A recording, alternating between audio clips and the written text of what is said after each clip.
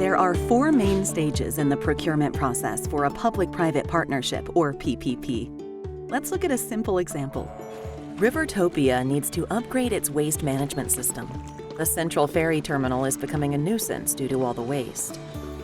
After conducting a market-sounding exercise, the government of Rivertopia has determined that there is sufficient interest from various companies, including solutions to remove, process, and sell the trash to the residents of nearby cities for art installations, fertilizer, cooking oil, or power generation, depending on the type of waste.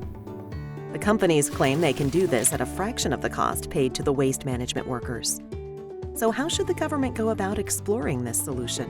In the first stage, the government of Rivertopia must decide whether they would like to move forward with the project as a public-private partnership, or a more traditional design-bid-build or design-build project. After determining the project is viable and can initially move forward as a PPP in Stage 2, the government begins to prepare the project documents and procurement approach for tender.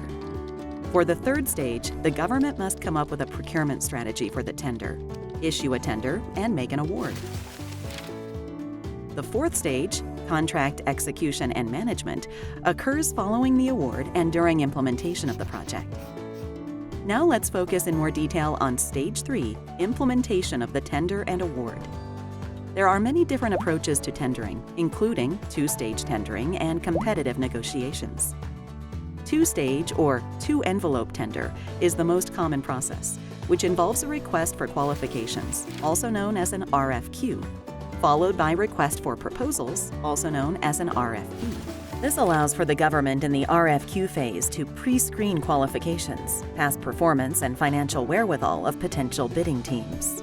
Based on responses to the RFQ, the government can make a short list of the companies that rank the highest. The short list is then allowed to proceed for the RFP and may typically include a list of 3 to 5 teams. Following the RFQ and shortlisting is the RFP phase. Generally, the 3 parts to the RFP phase would be 1.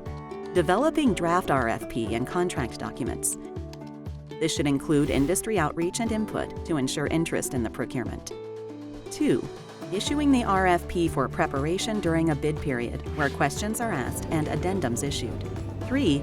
Bid submissions, evaluation, selection, and award. The evaluation process is a critical component of the tender process, and the government needs the ability to conduct a life cycle cost analysis for all the components of the project over the term of the PPP. Thank you for watching. Learn more about PPPs and explore the other resources on our PPP webpage at cldp.doc.gov/PPP.